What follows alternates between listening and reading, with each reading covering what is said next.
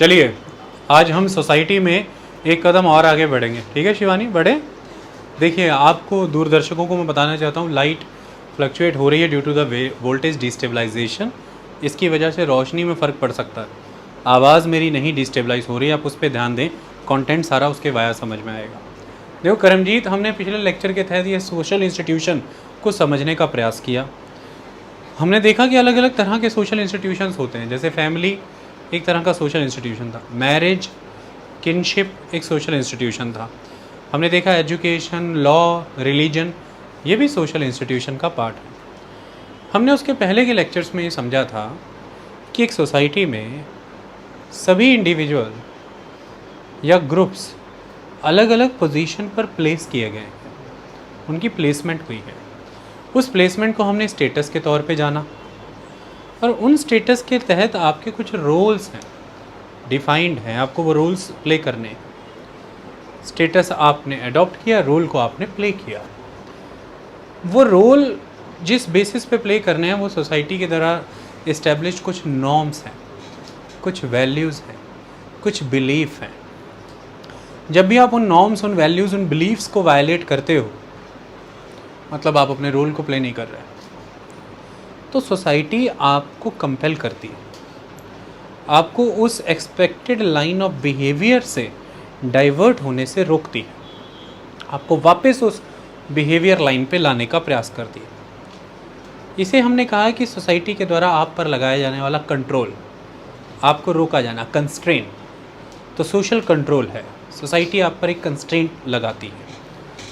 आप नहीं मानते हैं तो सोसाइटी आपके ऊपर सैंक्शंस लगाती है, नेगेटिव सैंक्शंस, आपको पनिशमेंट्स मिलती हैं। आप मानते हैं, आप अच्छा काम कर रहे हैं, उसी एक्सपेक्टेड लाइन ऑफ बिहेवियर पे चल रहे हैं, सोसाइटी आपको रिवार्ड भी देती है, पॉजिटिव सैंक्शंस, आपको रिवार्ड मिलते हैं।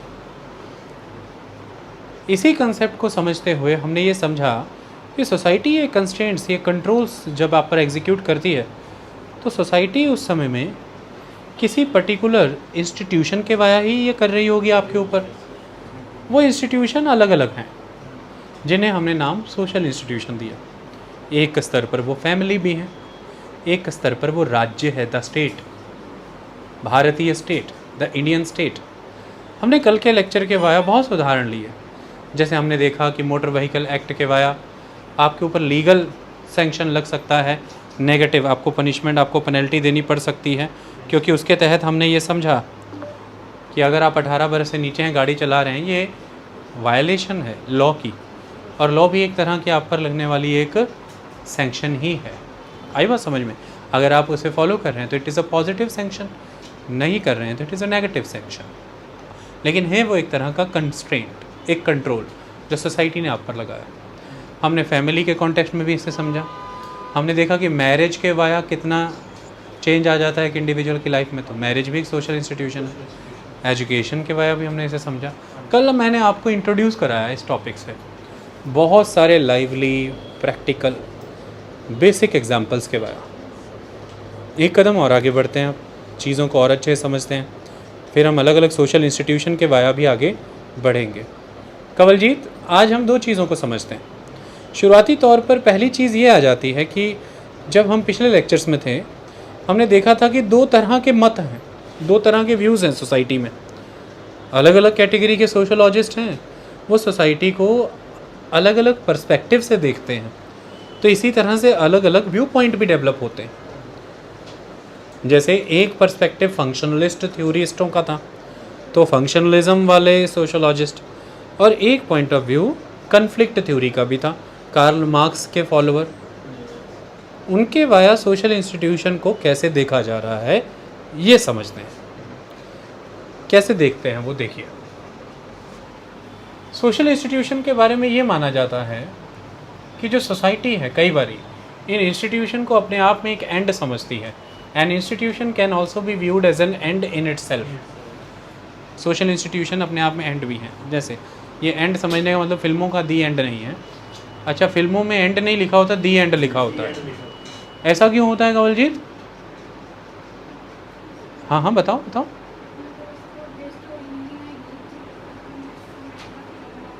हाँ, वो तो एंड लिख के भी हो जाता ना। दी एंड, द, वेरी गुड। क्योंकि बहुत सी कहानियों से इस एक कहानी का अंत हुआ। कहानियाँ तो बहुत हैं, आपकी, मेरी, हम सब की, उसमें एक कहानी शुरुआत हुई एक किरदार की। तो जब हम स्पेसिफिकली टारगेट करते हैं तो भी द लगता है। जब हम जनरली विंडोज़ की बात कर रहे हैं तो वो विंडोज़ हैं, लेकिन जब हम दाईं दीवार की विंडोज़ की बात कर रहे हैं तो द विंडोज़ है। Is a very good answer. Okay, specific story and हुई तो इट इज़ द एंड। तो वहाँ पे जो एंड हुआ है वो एक एंड नहीं है। एंड का मतलब स्टोरी में ये भी तो होता है कि आपको ये एंड अचीव करना है ना? ऐसी भी तो लाइन यूज़ होती है। वहाँ पे एंड का मतलब क्या है कवल जी?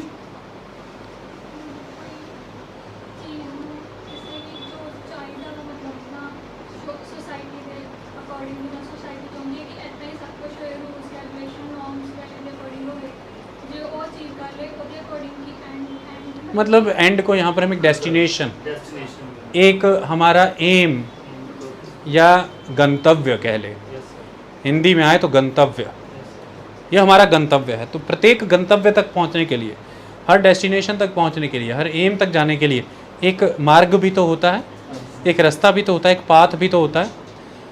तो कई बार ये होता है कि जीवन में हमारे मार्ग कोई भी हैं, गंतव्य है ये सोशल इंस्टीट्यूशन, तो यहाँ पर इन्हें एंड कहा गया है। जैसे उदाहरण के तौर पर फैमिली को, रिलीजन को, एजुकेशन को अपने आप में एक एंड माना जाता है। ये सोशल इंस्टीट्यूशन एक एंड है। जैसे उदाहरण के तौर पर आपको क्या कहा जाता है, जब आप एक परिवार में पल रही हैं तो आपको ये समझाया जाता है कि तुम्हारा बिहेवियर स्कूल में, कॉलेज में, सोसाइटी में इस तरह का रहना चाहिए। आप आगे से सवाल पूछते हो ऐसा क्यों, तो जवाब आता है क्योंकि तुम इस परिवार से हो। तो यहाँ पर तुमने जीवन जीने के जितने भी मार्ग अपनाए, जीवन शैली तुम्हारी जो भी रही, वो इसलिए क्योंकि जो तुम्हें एंड अचीव करना है वो ये फैमिली है, तुम्हारा गंतव्य या परिवार है। तुम रिजेंबल होनी चाहिए हो कि तुम उस परिवार की हो। तुम्हारे वैल्यू सिस्टम, तुम्हारी चॉइसेस, तुम्हारी प्रेफरेंसेस यहाँ से आ रही हैं कि तुम्हें मर्ज होना है एक एंड प्रोडक्ट में, वो परिवार है। तो तुम्हें वैसा ही जीवन मार्ग अपनाना है। तो यहाँ पर इस सोशल इंस्टीट्यूशन को एज एन एंड इमेजिन किया गया है कि नहीं? तो ये सोशल इंस्टीट्यूशन फैमिली कोई मीन्स तो नहीं हुआ, ये तो एंड ही हुआ ना, है कि नहीं?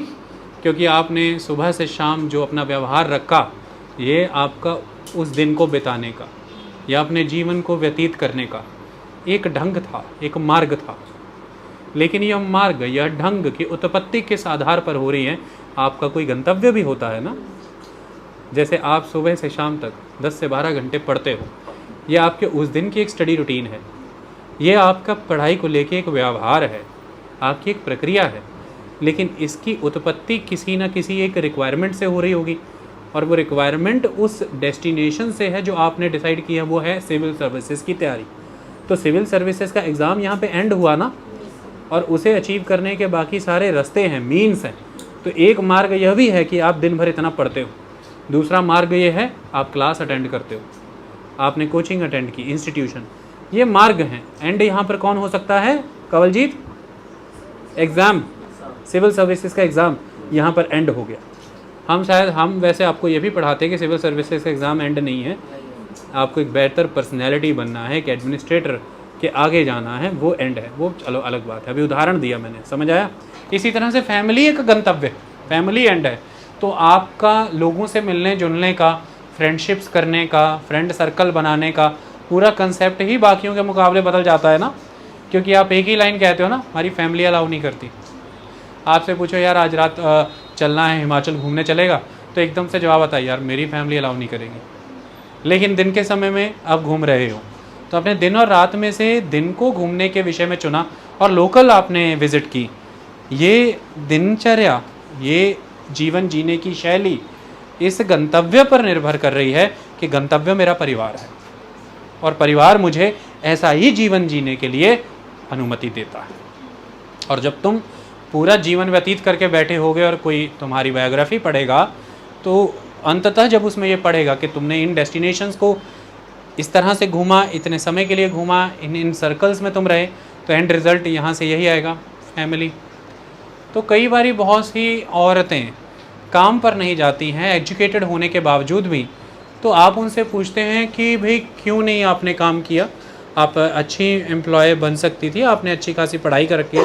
जवाब आता है, शादीशुदा हो जाती, बच्चे पूछ लेते हैं कि मम्मा आप अभी जॉब करते हैं, भाई क्या बात थी, तो एक जवाब आता है, बेटा फैमिली, हमारी फैमिली में बेटा ये अलाउड नहीं था। तो उनके लिए जो एंड है, social institution as an family एक एंड है, गंतव्य है, वो गंतव्य उन्हें प्राप्त करना है। उसके लिए वो अलग अलग मार्गों का चयन कर रही हैं। तो मार्ग का चयन करना इस बात पर निर्भर है कि गंतव्य क्या है। उनका परिवार उनका गंतव्य हो गया, इसलिए उन्होंने इस मार्ग का चयन किया कि हमारा जो गंतव्य है वो मेरा परिवार है, ये मेरा शुक्ला शर्मा तिवारी मौर्य कुछ भी परिवार हो सकता है। ये परिवार औरतों के लिए बाहर जाकर के काम करना अच्छा नहीं मान रहा है भाई। हमने जीवन का इसी मार्ग का चयन किया क्योंकि हमें एट द एंड अचीव क्या करना था भाई, एंड। और एंड यहाँ पर कौन था, फैमिली। कहानी समझ में आई? अच्छा, फिर सारी ज़िंदगी आपकी दिनचर्या, आपका जीवन कुछ सिद्धांतों पर, कुछ मूल्यों पर आधारित रहता है, जिसके तहत आप हो सकता है 5 वक्त के नमाजी, या आप हो सकता है कि आप 2 समय के मंदिर जाने वाले एक श्रद्धालु हों, या आप हो सकता है कि गुरुद्वारे जाते हैं, उसके तहत आपकी जीवनचर्या बनी है। जो भी मार्ग आप चयन कर रहे हैं, क्योंकि एट द एंड जो इंस्टीट्यूशन है रिलीजन, आपको उसे अचीव करना है। और वो रिलीजन आपसे जिस तरह के मार्ग का चयन करवा रहा है, आप अपने उसी मार्ग का चयन कर रहे हैं, क्योंकि रिलीजन भी यहाँ पर एक एंड है as a institution, that is the गंतव्य। तो आपको गंतव्य क्या प्राप्त करना है, धर्म। धर्म शब्द वैसे रिलीजन से नहीं जुड़ा जाना चाहिए, धर्म एक अलग कंसेप्ट है, रिलीजन एक अलग कंसेप्ट है। यहाँ पे रिलीजन को लेकर के चलते हैं, वर्ड रिलीजन ही यूज़ करूँगा मैं। आपको गंतव्य क्या प्राप्त करना है, द रिलीजन। और वो रिलीजन आपसे जो मार्ग का चयन करा रहा है, आप कर रहे हैं, क्योंकि आपको किसी पर्टिकुलर ऑस्पिशियस डे पे होली विजिट करनी है, किसी भी रिलीजियस प्लेस पे। आप, आपके बच्चे और पीढ़ी दर पीढ़ी सब वो कर रहे हैं। ये क्यों होता रहा? जब 60-70 साल की उम्र में आप बैठे रहेंगे, आपसे पूछा जाएगा कि आपने कहाँ ट्रिप लगाए। किसी भी पंजाब के सिख परिवारों के बुजुर्गों से ये बात करना कि दादाजी आप कहाँ कहाँ घूमें, तो आपको भारत के राज्य बताएंगे कि मैं महाराष्ट्र, बिहार, उत्तराखंड, हिमाचल और आसाम, इन राज्यों में गया। तो आप हैरान हो जाएंगे, अच्छा क्यों? तो वो फिर नाम बताएंगे, कहते हैं महाराष्ट्र जैसे कि नंदेड़ साहिब, बिहार जैसे कि पटना साहिब, उत्तराखंड जैसे कि हेमकुंड साहिब, इस तरह से मैं यहाँ, हिमाचल जैसे उत्तराखंडी जैसे पाउंटा। तो इस तरह से वो अलग अलग नाम बताएंगे। तो आप समझेंगे अच्छा गुरुद्वारों में जाने की वजह से आप इन राज्यों में गए। वो कहेंगे हाँ। तो कहते हैं आप फिर तब समझोगे गुरुद्वारा विजिट ये करते रहे, क्योंकि इनकी लाइफ में जो इन्हें गंतव्य प्राप्त करना था वो ये था कि इन्हें सिख धर्म की टीचिंग्स को फॉलो करना था, सिख धर्म की टीचिंग्स के साथ अलाइन होकर चलना था। तो इन्हें लार्जर कॉन्टेक्स्ट में अपने रिलीजन को अचीव करना था। तो इनका एंड क्या रहा, धर्म में। तो हम कई बार देसी भाषा में कह देते हैं, आपका सारा मुद्दा ही परिवार है भाई, तो आप तो यही करोगी, या आपका तो सारी उम्र मुद्दा ही धर्म रहा, तो आपने फिर वही किया। हमारा मुद्दा सिर्फ वो नहीं है भाई। तो ऐसे शब्द आप कहते सुनेंगे, हमारा मुद्दा सिर्फ धर्म नहीं है, हमारा मुद्दा सिर्फ परिवार नहीं है, हम तो वो भी करेंगे जो हमारा मुद्दा हमें लगता है। तो देखना उनके जीवन जीने का मार्ग फिर वो रहेगा। आई बात समझ में? तो सोशल इंस्टीट्यूशन को आप कई बारी एज एन एंड भी अज्यूम करते हैं, और कई बारी नहीं, अलग अलग सोशल इंस्टीट्यूशंस एंड होती हैं। जैसे कि आपसे कोई पूछे कि भाई आप कौन हैं, सारी उम्र आप क्या करते रहे, तो आपके बारे में आप ये कहेंगे कि भैया सारी उम्र हम एक अबाइडिंग सिटीजन रहे, लॉ अबाइडिंग सिटीजन रहे। मतलब आपकी जीवन का एंड ये था, अचीव करना ये था कि आप एक भारत के नागरिक होने के नाते एक लीगल कैरेक्टर में लाइफ बिताएं, इल्लीगल एक्टिविटीज़ ना करें। क्योंकि आपको जो एंड अचीव करना था वो क्या था, द लीगैलिटी। आपको इल्लीगल कंडक्ट नहीं करने थे, क्योंकि आपसे जो एक्सपेक्ट किया जाता है एक देश के नागरिक के तौर पर, वो यही है कि आप लॉ अबाइडिंग सिटीजन बने रहें, और लॉ अबाइडिंग सिटीजन बने हुए हैं, दैट्स इट। तो आप अक्सर देखेंगे जब कचहरी थानों में दिहाड़ी लोगों के नाम आते हैं जाते आते तो वीडियो बनती हैं, तो वो फिर अपने साथ एक शब्द सा लगा लेते हैं। जीप में, जीप के दरवाजे के बगल में, बुलेट के साइलेंसर पर और कहीं पर भी बागी। बागी, बागी शब्द का मतलब यहाँ पर यह क्या है कि जो एंड हमारे लिए रखा था ना तुम लोगों ने सोच के, यानी कि वो the law of the country, the legal system, जिसे फॉलो करते हुए हम लॉ अबाइडिंग सिटीजन बनाते, हम जूते की नोक पे रखते हैं उसको, हम बागी हैं भाई। ओके, तो गांव में भी, जो परिवार में भी, परिवार को एक एंड ना समझे और परिवार की एक इस्टेब्लिश्ड लाइन ऑफ बिहेवियर से अलग बिहेव करे, तो वो घर वाले भी कहते हैं और वो खुद भी कहता है हाँ मैं तो बागी हूँ यार। ठीक है, ये बच्चे तुम्हारे ज़्यादा आदर्शवादी हैं ना, इनको गले लगा लो। घर वाले भी कहते हैं यार ये तो चिंटू पूरा बागी हो रहा है यार, इसको परिवार में लेकर के आओ वापस, किसी भी तरह से इसका बागीपना ठीक करो। या फिर जैसे कि फैमिली, जैसे कि रिलीजन, इसी तरह से एजुकेशन, तो बागीपना, दैट्स इट। एजुकेशन भी तो एक एंड ही है, एक सोशल इंस्टीट्यूशन। आप फेल क्यों हो जाते हो? क्लास में रिजल्ट आ जाता है, आप फेल हो जाते हो और आप बड़े ठोक के बजा कहते हो 4 साल से इसी क्लास में भाई, मतलब बागी हम तो। यानी कि एजुकेशन नाम का वो जो एंड है वो उस लाइन ऑफ बिहेवियर पे चल के आपको अचीव ही नहीं करना है जैसा कि एक इंस्टीट्यूशन ने बनाया है कि एक सिलेबस है उसको पार करो, एक एग्ज़ाम होगा क्लियर करो और आगे बढ़ो। तो एजुकेशन अपने आप में एक एंड है जिसके लिए आप अलग अलग मार्ग का चुनाव करते हैं।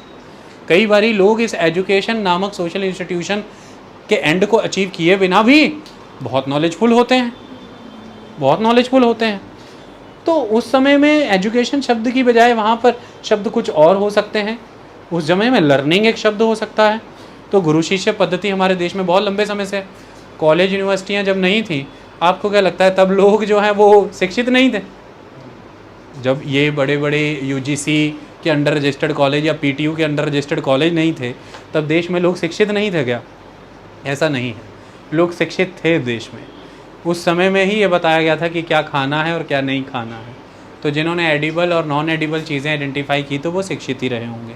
लेकिन मुद्दा यहाँ पर यह है कि उस समय में वो परंपरा जो है वो परंपरा एंड बना दी गई, एक सोशल इंस्टीट्यूशन बना दिया गया, गुरु शिष्य इंस्टीट्यूशन। तो आपको उसके तहत मार्ग का चयन करना होता था। तो शिष्य एक बहुत ही मर्यादित शिष्य होता था और गुरु एक बहुत ही उत्कृष्ट स्तर पर खड़ा सिद्धांतों पर चलने वाला एक मानव हुआ करता था। तो गुरु सिद्धांतों से, शिक्षा से जाना जाता था और शिष्य मर्यादा से जाना जाता था। ये दोनों ही अपने अपने कर्तव्य निभाते थे क्योंकि इन दोनों को एंड क्या अचीव करना है? गुरु शिष्य परंपरा से जुड़ी हुई वो पवित्रता। तो जैसे ही दोनों में से कोई भी अपने पास से डिविएट होता था, लाइन क्या आती थी? गुरु शिष्य कहता था तुम गुरु शिष्य के पथ से भ्रमित हो गए, तुम शिष्य की मर्यादा से भ्रमित हो गए, मैं तुम्हें भंग करता हूँ, तुम मेरे शिष्य नहीं। जैसे कि आपको सबको याद होगा कि जब परशुराम की कहानी आती है, भगवान परशुराम की, तो कर्ण ने उनसे विद्या ली, लेकिन कर्ण ने झूठ बोल करके विद्या ली उनसे। राजपूत, मतलब कर्ण ने खुद को यह बताया कि मैं ब्राह्मण, क्योंकि ब्राह्मण राजपूतों को विद्या देना नहीं चाहते थे उस समय में परशुराम। तो आपने विद्या ले ली। जब परशुराम को यह पता चला कि आपने झूठ बोल करके विद्या ले ली, तो आपको उन्होंने श्राप दिया। श्राप आपको उन्होंने इसलिए दिया कि समय आने पर तुम अपनी समस्त विद्या भूल जाओगे। और ठीक यही हुआ, युद्ध के मैदान में कर्ण अपनी विद्या भूला, तभी अर्जुन ने उसको खत्म किया। ऐसा कर्ण को श्राप क्यों मिला? क्योंकि कर्ण वो जो गुरु शिष्य नाम का सोशल इंस्टीट्यूशन का एंड था, गंतव्य था, उसे अचीव करना था। लेकिन उसे अचीव करने के मार्ग थे और एक मार्ग यह था कि गुरु से कभी कुछ छुपाना नहीं, गुरु से कभी कुछ झूठ बोलना नहीं। लेकिन गुरु से छुपाया, चोरी छुपे पेपर देने गए, चोरी छुपे जाति छुपा ली, कंसेप्ट छुपा लिया, तो गुरु ने भंग कर दिया। फिर भंग ही रहेंगे सारी उम्र। हमें ऐसा लगेगा कि हम चीज़ अचीव करना है, असल मौका जब आएगा सब भूल जाएंगे। ये समस्या। तो गुरु शिष्य की एक मर्यादा होती है और वो मार्ग का चयन हमें करना होता है कि छुपाना नहीं। वो किया जब उसने, कर्ण ने, कि उसने छुपाया, तो आपको कई बार हो सकता है आप आज की डेट में ऐसी बातें डिस्कस कर सकते हो, क्योंकि आज की डेट में तो हम कुछ भी डिस्कस कर रहे हैं ना, जो डिस्कस नहीं भी है, डिस्कशन नहीं है, वो भी डिस्कस हो रही है। कई बार ये भी बैठ के डिस्कस कर रहे हैं, यार कुछ डिस्कस करते हैं, there is nothing to discuss, still we are saying let's discuss. अगला कह रहा है हाँ यार डिस्कस जो है ना, discussion must be very constructive. और घर आके कह रहे हैं आज क्या किया, काफ़ी कंस्ट्रक्टिव डिस्कशन किया हमने। क्यों, क्या किया उसमें? जैसे कि उसने हमें बताया कि discussion must be very constructive. Discuss क्या किया? यही कि डिस्कशन मस्ट बी कंस्ट्रक्टिव। वो मुद्दा यहाँ पर यही आ जाता है। तो उस समय में जो परशुराम ने किया, आज की डेट में ये भी हो सकता है परशुराम यार सो सेल्फिश। कैसे, मतलब अगर उसने कुछ नहीं भी बताया तो इसको इतना भी क्या था, सारी विद्या जो भी ले ली उसने, इतना मेहनत करके रूल तो फॉलो किया, सारा लॉ अबाइडिंग किया, सारा कंसेप्ट, और एकदम से श्राप देके सारा युद्ध के मैदान में विद्या ले ली। और अर्जुन जो है बिट्रेयल से जीता है। अगर कर्ण भूलता नहीं ना, तो कोई लोग छाती ठोक के इसका बड़ा प्रचार करते हैं। अगर कर्ण भूलता नहीं ना बेटा, अर्जुन जीत के दिखाता बेटा। अर्जुन जीता ये बड़ी बात नहीं थी। विचार इस पे करो, अर्जुन क्यों जीता? अर्जुन जीता यह बड़ा नहीं था, अर्जुन ही क्यों जीता? अर्जुन इसलिए जीता कि एक एंड अचीव करना था, और वो था गुरु शिष्य परंपरा, एक सोशल इंस्टीट्यूशन। और अर्जुन उसके तहत दिए गए सभी मार्गों का पालन करता आया था।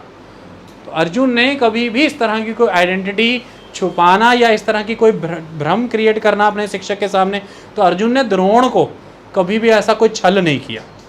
कर्ण ने छल किया था, तो छल का परिणाम मिला कि सोशल इंस्टीट्यूशन अचीव नहीं हो पाया। वो क्या था, गुरु शिष्य वाला। तो जब वो अचीव ही नहीं हो पाया तो उसके तहत ग्रहण ज्ञान समय पर काम कहाँ से आएगा? सिखाया बस ये गया है कि छल नहीं करना किसी लेवल पे भी, तो वो बताया गया। तो एक धर्म की बात कर लें, एजुकेशन, फैमिली, ये एंड है अपने आप में। अब तुम लोग आ जाते हो यार, एनसीईआरटी ने तो लिख दी एक लाइन, उनको तो टेंशन है नहीं कि तुम इसे कैसे समझते हो। अब तुम इसे एंड समझ लो कि सोशल इंस्टीट्यूशन तो यार एंड ही होते हैं, एंड लेवल के होते हैं। मतलब तुम इसे ऐसे भी तो समझ सकते हो, सोशल इंस्टीट्यूशन क्या होते हैं, they are sir there in itself their end. तुम एक्सप्रेशन कितने भी बदलो, बात बदलेगी नहीं। बात तब बनेगी जब तुम उसके अंदर का कंटेंट समझा पाओगे। तो आज की डेट में क्या हो रहा है कि हम 2 बार बताने के बाद तीसरी बार उल्टा इरिटेट हो करके कह रहे हैं sir they are end. Obviously नाक फुलाने से भी बात नहीं बनेगी।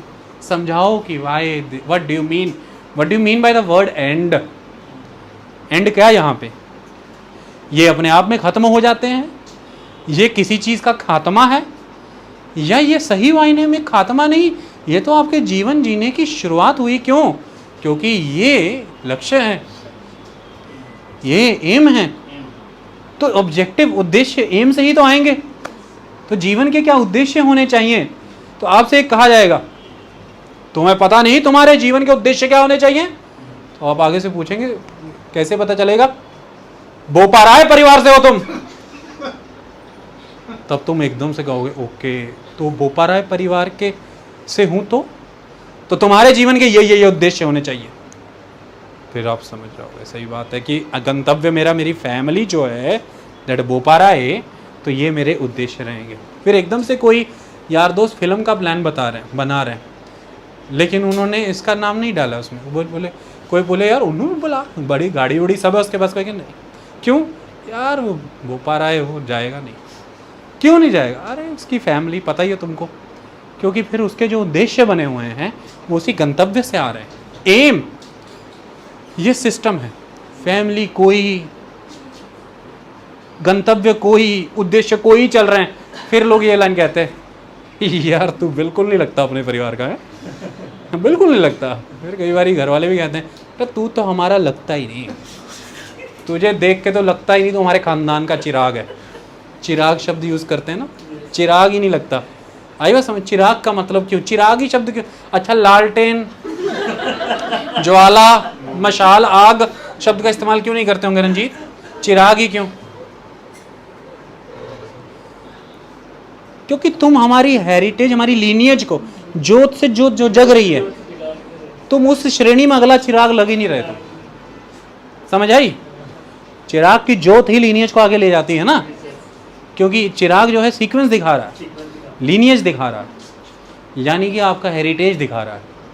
और हेरिटेज, विरासत किस बात पर खड़ी है कि आप एक निश्चित दिशा में चलते आए, उस दिशा में सारे कार्य करते आए। क्यों? क्योंकि एक गंतव्य प्राप्त कर रहे थे सारे। वो क्या था? द फैमिली नेम के साथ जुड़ी हुई चीज़ें, अनुबंध, उसके तहत चल रहे थे सभी। ओके, तो एक फैमिली में जन्म ले जाने से ही आप पर बहुत से कंस्ट्रेंट लग जाते हैं और आपको बहुत सी अपॉर्चुनिटी मिल जाती है। तो आप एकदम से कहते हो इस परिवार में मेरा जन्म ही क्यों हुआ। ऐसी लाइनें होती है ना, काश मैं तो इस घर में ना जन्मा होता या ना जन्मी होती, ऐसा हम गुस्से में कह देते हैं ना, क्योंकि उस घर में जन्मने से तुम्हारे लाइन का मतलब यह है कि काश मैं इस फैमिली नामक सोशल इंस्टीट्यूशन में ना ही जन्मा होता, तो फिर मुझ पर ये रोके ना ही लगती, यानी कि ये कॉन्स्ट्रेंट्स मुझ में ना ही लगते, ये एक बात है। और दूसरी तरफ आप कहते हो आई एम थैंकफुल कि मैं इस परिवार में जन्मी। तो अगला बंदा पूछता है भाई क्यों? कि उन्होंने मुझे पढ़ने दिया, मेरी फैमिली लिबरल थी, उन्होंने मुझे पढ़ने दिया, मुझे आगे बढ़ने दिया और आज मैं यहाँ पहुँच पाई हूँ।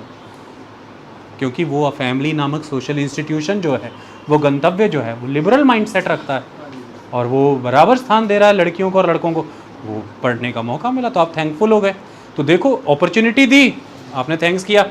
कई बार आप पर बहुत से जस्ट बाय बर्थ ही, एक फैमिली में बर्थ हो जाने से ही आप पे बहुत से कॉन्स्टेंट्स आते हैं, बहुत सी अपॉर्चुनिटीज़ आती हैं। और सारी उम्र आप ये डायलॉग बोलते हो, लेकिन आपको पीछे के सोसाइटी कंसेप्ट्स क्लियर नहीं होते। लेकिन हाँ, अननोइंगली आप वो कंसेप्ट्स यूज़ जरूर कर रहे हो। आई बात समझ में? That is the concept, not at all. बारिश में नहाने के लिए ज़रूरी थोड़ी ना कि बारिश कैसे आती है सीखा जाए, है कि नहीं प्रिया? बारिश में नहाने वाले सारे गाने हैं चम चम चम, लेकिन ज़रूरी नहीं है कि उनको पता हो कि इवेपोरेशन, फिर कंडेंसेशन और फिर ये ड्यू पॉइंट, फ्रीजिंग पॉइंट या एडियाबैटिक लैप्स रेट उनको पता हो, है ना? अब हीरोइन नहा रही है, आप उसको जाके पूछो आपको पता भी है कि एडियाबैटिक लैप्स रेट क्या होता है? वो एडियाबैटिक लैप्स रेट क्या बेटा? तो आप ऐसे नहा के रही हो रेलवे स्टेशन में गाने पे, आपको पता होना चाहिए आप बारिश में नहा रही हो? नहीं, ऐसा ज़रूरी नहीं है। कई बार हम चीज़ों में हैं, हम व्यवस्थाओं में, हम समाज में हैं, लेकिन ज़रूरी नहीं है कि उसके पीछे की प्रक्रियाएं हमें पता है। अब ये सब्जेक्ट्स आपको क्यों पढ़ाए जाते हैं? क्योंकि एडमिनिस्ट्रेटर को प्रक्रियाएं पता होनी चाहिए, क्योंकि प्रक्रिया का पता होगा तो त्रुटियां ढूंढ पाएंगे, त्रुटियां ढूंढ पाएंगे तो समाधान दे पाएंगे, क्योंकि उन्हीं त्रुटियों से कुछ लोगों का नुकसान भी हो रहा होता है। और आपको समाज में समस्याओं का निवारण देना है। डॉक्टर वही रेमेडी दे सकता है जो शरीर के भीतर झांकने की क्षमता रखता है। आपको अंदर भी पता होना चाहिए क्या है। डॉक्टर से भी आगे जा करके एक दार्शनिक उससे भी भीतर झांकता है तो आपकी और भीतर की समस्याओं को दूर कर देता है। डॉक्टर शरीर के अंगों तक झांक सकता है, दार्शनिक आत्मा के अलग अलग अंगों को देख सकता है। उसके भी आगे चले जाते हैं कुछ लोग, थियोलॉजियंस, वो चित्त तक पहुंच जाते हैं, वो आपके चित्त को भी समझते हैं, तो वो उसका भी इलाज कर देते हैं। तो बस जो जितना भीतर जा सकता है वो उतने बेहतर इलाज। क्या बात है, ये तो आंखें जगमगाने लगी, अब तो कुछ ज़्यादा ही फ्लक्चुएट हो रही है, इससे तो मुझे समस्या होने लगी। तो वो जितना भीतर जा सकता है वो उतनी ज़्यादा समस्याओं का क्या दे सकता है रुविंदर? समाधान। तो वो आपके लिए उतना ही रेलेवेंट हो जाएगा ना, तो फिर सोसाइटी के लिए आप उतने ही एबल एडमिनिस्ट्रेटर होगे, उतने ही रेलेवेंट होगे जितने बेहतर प्रक्रियाओं को समझोगे। इसलिए बता, एक लाइन समझ में आ गई भाई? An institution can also be viewed as an end in itself, their end in itself, okay? क्योंकि एक सोशल इंस्टीट्यूशन मैंने बताया था कि इंस्टीट्यूशन ही तब कहलाता है जब उसके कुछ पर्टिकुलर रूल्स होते हैं। एक इंस्टीट्यूशन तब सोशल इंस्टीट्यूशन होता है जब उसके क्या होते हैं? रूल्स। और वो इंस्टीट्यूशन इस्टेब्लिश या एक्नॉलेज किया जाता है किसी ना किसी लॉ या कस्टम के द्वारा। और आप उस इंस्टीट्यूशन को सिर्फ और सिर्फ तब समझ सकते हैं जब आप उसके रूल्स को एग्जीक्यूट होते, ऑब्जर्व करते हुए, रोज निरंतर एक्सपीरियंस करते हैं, तब आपको समझ आता है कि इंस्टीट्यूशन क्या था।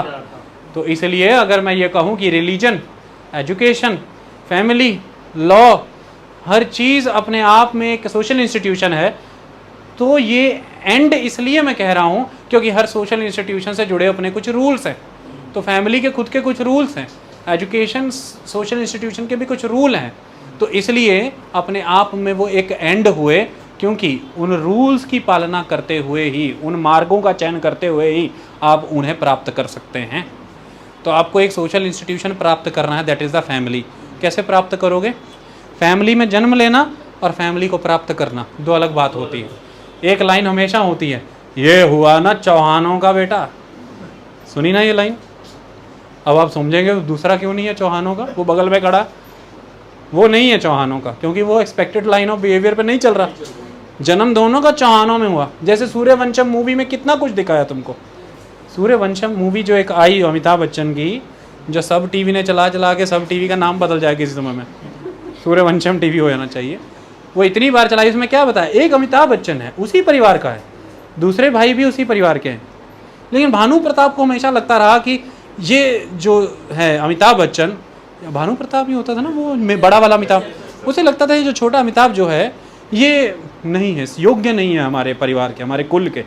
तो इसलिए जन्म सारे भाइयों का हुआ, लेकिन तीनों को पहले दिन से ही फैमिली प्राप्त हुई, लेकिन उस अमिताभ ने फैमिली को प्राप्त किया उस समय में जाके जब उसने वो यह सारे काम किए, हॉस्पिटल बनवाया, बसें चलवाई, कितना समय लग गया। तब जब उसके पिता ने उसे फ़ोन पर